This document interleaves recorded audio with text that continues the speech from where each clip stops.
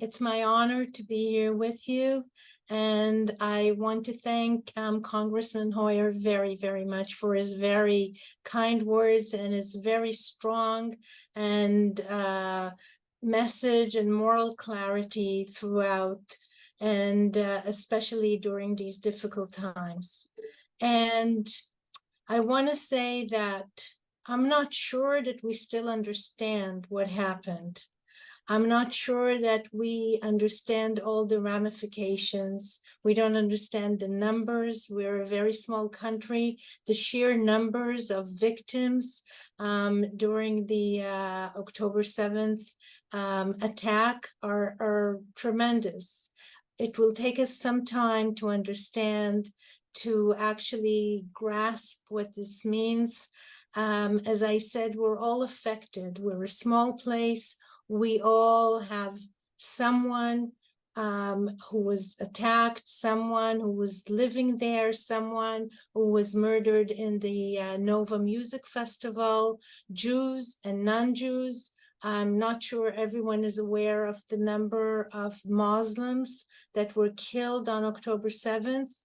Over 40 were killed. There are hostages, Muslim Bedouin hostages held now in Gaza, and the numbers are terrifying.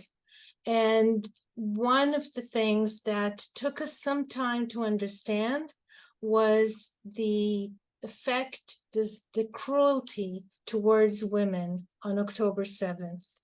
It took me a few days to understand the meaning of that.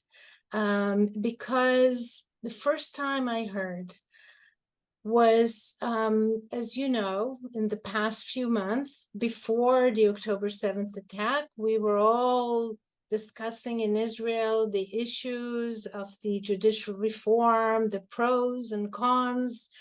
Israel was split around that. And on October 7th, just like in a minute, all the energies of the NGOs that were active in the fight against the judicial reform turned their energies into helping Israeli society at large. This was something really amazing that happened during that day. So a few days after the October 7th attack, I visited one of those very feminist motivated organizations. They set up a special center to deal with issues, especially of women from the south of Israel, single women that needed more help. They were afraid, as happens in crises like these, that domestic violence would be on the rise. So I went to visit one of those NGOs. You all know them from The Handmaid's Tale, the ones wearing red. And they actually told me in confidence that some of their volunteers were also volunteers in rape crisis centers. And they were starting to hear from survivors of the attack, from the music festival, from the kibbutzim, that the gender-based violence was exceptionally cruel. Of course, unfortunately, most of the victims were not there to voice out what they went through because they were murdered. And so, but some of the survivors and witnesses came out very, very slowly in the beginning with the stories, with the atrocities, with the cruel attacks, especially on women. And so I heard that first there, and then I started looking into it. And many women organizations in Israel have been starting to talk about it. And the more they looked into it, more witnesses came out, more horror stories, and horrific descriptions from first responders. That was the terrible thing. First responders who were there on the scene and found the bodies came out with, I don't want to go into graphic descriptions, but it was very, very difficult to hear. And as these witnesses came with more and more stories and facts, many of my colleagues, I'm a lawyer myself, and many of my colleagues who spent their lifetime actually working for women's rights in international organizations, presented these to human rights organizations and women organizations around the world, and of course to the UN, and nothing. There was nothing. There was no response. I must tell you that a friend of mine, Professor Ruth Alperin Kadari, who has been in the forefront of fighting internationally for women's rights. She was actually a member of the UN Commission for the Elimination of Discrimination Against Women. She was the deputy chairman. She was there for 12 years. She told me in tears, I don't know where my colleagues are. I don't know what happened.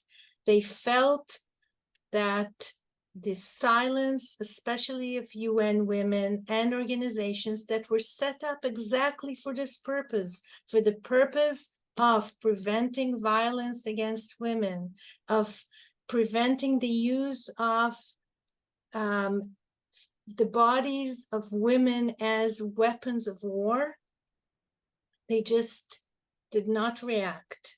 No condemnation at all. Just last Friday, I think, the UN women came out with the first sort of condemnation. They said they were alarmed by what happened on October 7th, without really mentioning the word Hamas or Israeli women attacked. They were alarmed. You know what? My reaction is, I'm alarmed that this is their reaction, and this is the toughest word that they can find.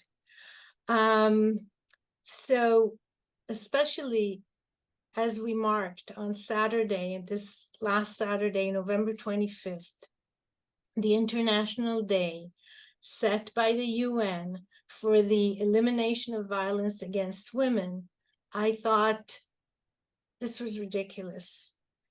Ridiculous, disappointing. It felt like a betrayal of Israeli women. And it's not just Israeli women. It's Israeli women now. It may be other women in the future. And as we all know, that the Hamas attack is really a fight of civilizations. It is not just against Israel. Israel is there first. We're fighting, but we're fighting for the world that we know, the world we all share, of values, of democracy, of human rights. And this is why it felt like such a betrayal, especially for Israeli women. And this is why I came out with this, and many of my colleagues.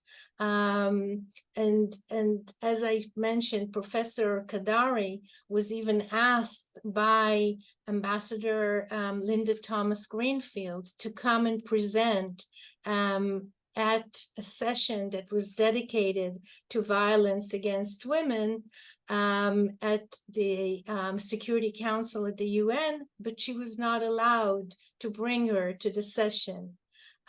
So, you know, what can we say? We feel it's a betrayal. I'm hoping that maybe some of the human rights organizations, some of the women rights international organizations will come to their senses and will understand that they have to come out, they have to shout out to prevent the next violent events. And, you know, the role of women in Israel as fighters, even as commanders, was seen on October 7th. There's no argument that women can do anything. They're strong. that they can be at the forefront of anything that they wish to do. And there have been a few arguments here and there, if anything in the military can be opened up, any role for women. And I think the women's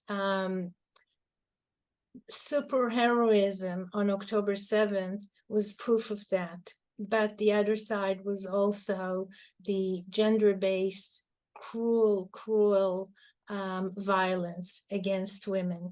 And it's continuing now, because as there are hostages still in Gaza, still young women, still in captivity, we don't know what's going on there. We will only know when they get back. And this is another part of the violence, is the civilian hostages that are being held, hostages including young soldiers and young female soldiers as well, that are being held in captivity.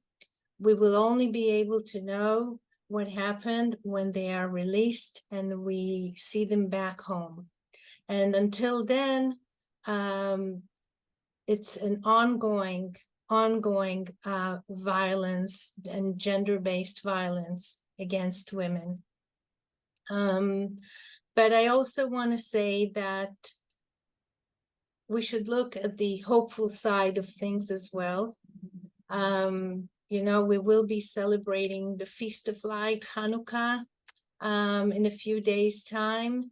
And everyone here in Israel is seeing this as a symbolic date of bringing light to everyone, bringing hope to everyone. And the solidarity in Israeli civil society has been amazing. Everyone has been feeling responsible for each other, feeling the strength of the togetherness. And I hope that the next few days will also bring good news as we see more and more hostages, but we have to insist on seeing all of them come back home.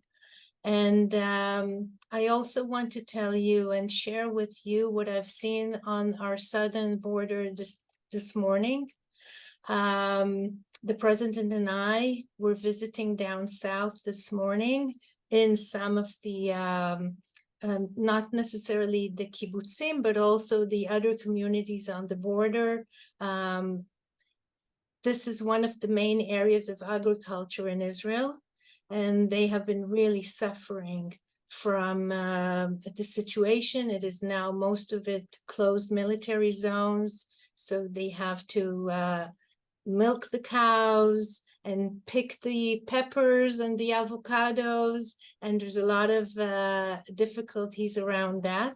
But what we also saw, we went to the Nitzana crossing, which is the crossing through which the humanitarian aid comes into Gaza every day now. There are over 200 trucks sent in from Egypt to Gaza through that crossing every day.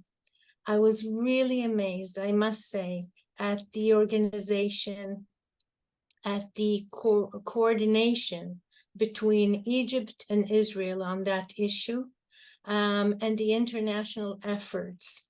And I can tell you that there were so many people involved and so much caring about preventing a humanitarian crisis in South Gaza. We know that it is a difficult time, and I want to share my concern for every innocent civilian in Gaza that is living under very difficult circumstances now. But I can assure you that Israel is doing its utmost, and the blame is on Hamas, that is using the civilians in Gaza as human shields and is preventing some of the aid that goes through. And I do hope that that situation changes as well. Thank you so much for all of the comments and description. Before we leave the issues of the women, I'd like to just go back to one thing from your article in Newsweek. And it's more about the silence that we've heard, but what can we do to raise our voices to help? Is there something that we have a whole army here on this call and an army that we're willing to mobilize? How can we help raise this issue? Not only through Jewish voices, but through other voices in certainly in America.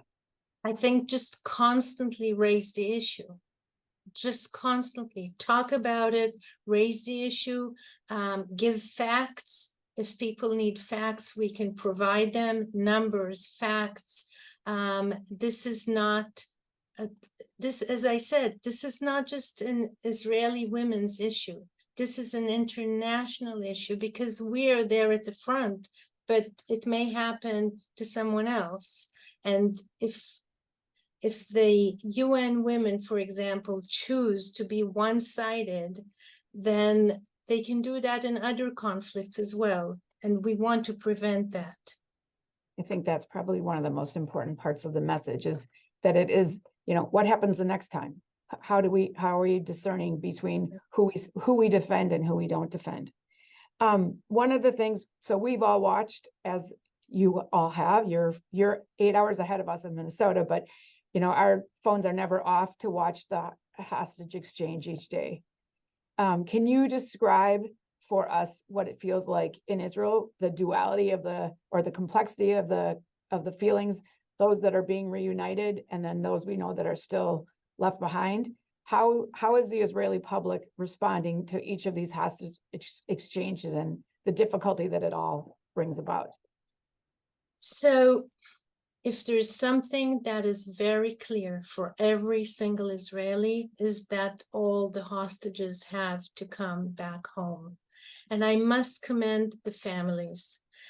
The conversations with the families of the hostages have been the most difficult conversations the president and I had in our lifetime. You face a family that is in the unknown. They don't know if their dear ones are alive or not. What are the conditions? When will they come back? These conversations were very difficult. And now that the process of returning the hostages home has begun, the families have been fabulous. I think they're very generous. Their generosity of heart towards each other is amazing, because the families that got their dear ones back, sometimes not all of them, sometimes it's part of a family and the father or husband is left behind. The first thing they have been saying is, we are with you until everyone comes back. We may have seen our dear ones back, but we're still with you. And the togetherness of this group of families that are from all over society. They didn't know each other before, but this has really brought them together. And it's very moving to see the reactions and their dedication to each other. As for the general public, I must say, I've been calling it ISIS roulette or Hamas roulette. Every evening now, this is a roulette because you don't know. They are such a cruel enemy and they use psychological warfare. And they know how much Israelis care about every single person. So they play a game. They give the list the very last moment of who is going to be freed tonight. They don't know. They don't announce the time. They don't know. They sometimes change the route. They come through a longer way. They come through a shorter way. So this is like roulette for us. Everyone sits glued to the TV, trying to catch a glimpse of maybe you recognize someone. Maybe there's a young child. Maybe there isn't. We're all on edge now because we feel now that we all know them. For instance, Kfir, the 10-month-old baby, that Hamas today announced that his family, he and his mother and 4-year-old brother were killed. We don't know if that's true or not. We don't know where they are, what is their condition. And so everyone is very involved in this, and it's been very, very difficult. But as I said, there's hope when you see them coming back, and there's hope when you see Abigail coming back to her family. It's very tragic because she doesn't have parents anymore, but that's where we are now. Thank you. I think I mean, we all were watching it and seeing it, but it's when you're in it, it's even more dramatic, the emotions, and it's a roller coaster every day. Without getting too political, even though that's what we are in this organization. And you just heard Congressman Hoyer describe significant support. Just want to talk about President Biden's role. So he continues to firmly support Israel and lead the United States with moral clarity on this crisis. It's been amazing. And Congressman Hoyer also mentioned, going to a war zone and as a president is incredible. So the Biden administration continues to play a significant role in everything that's going on, including the negotiations. I think Secretary of State Blinken is there again today. Can't remember. He was back and forth. Tomorrow morning. Tomorrow morning. Tomorrow morning. Yeah. But and there is no higher priority, as you've heard about, that we're supporting the purpose and returning the hostages. So how is President Biden leadership perceived in Israel? It's something, now I have to say, when I was there, it was the first time I saw a thank you, President Biden, sign on the highway. That was pretty amazing. But here we are, 50 plus days later. What's the feeling? First of all, I think we're very, very grateful for his leadership, for his moral clarity on this, for his support of Israel with no ifs and buts. And, Congressman Hoyer mentioned President Biden's statement towards Hezbollah and Iran, don't mess with us. And there was a huge sign on one of the highways in Israel with lights and everything. And it just said, it had President Biden's picture and the huge don't on it. So this is the reaction. And we value this stand, and we value very, very much his leadership and his friendship. Thank you. I think that's pretty clear. I have time for one last question, and it's more of a personal one. And I'm not sure you actually even realize this, but when we were together for lunch or whatever it was, our hour together, the most poignant moment I had, I think, while I was in Israel was you speaking to your son who is in the IDF. And, I understand enough Hebrew to know what, the love that was being communicated from you to him. And I think it's a personal thing. You are doing everything with the president every day to bolster the people of Israel to do what you can, but you also have a personal, stake in all of this too, because your son is in the IDF. Can you talk a little bit about that for you and the president and how you manage to get through every day? So, as I said before, we're a very small country and everyone is affected. You know someone, you met someone. Unfortunately, we visit many, many bereaved families. And each home, almost each home in Israel, has an IDF representative serving somewhere. Many were called to reserve duty on October 7th, as was my son. And of course, especially for mothers of fighters and fathers too, I must add, or the president will get angry. It's not easy. It's not easy worrying about your personal representative in this whole terrible ordeal. But I think doing and being busy keeps one's mind off the personal worry. And we've been very, very busy running all over the country, trying to comfort people, to console them, to hear your problems, to try and solve problems. We've been visiting many of the displaced communities around Israel. By the way, from the north as well. From the south, we've all been discussing that after the October 7th attack, but one should also be aware that there's quite a few communities that usually live on the border with Lebanon, that have been also displaced because of the threat of Hezbollah. And so going back to your personal question, we're all affected, but we personally try to work very hard and hear the people and hug the people. Hugging is a good tool these days. And so doing keeps my mind off my personal worries. But thank you for asking. No, and I hope you know, first of all, thank you so much for sharing today, all of your experience. I think your voice in all of this is one that gives us hope. Your steadfast support, but you are getting a collective hug from everybody on this call.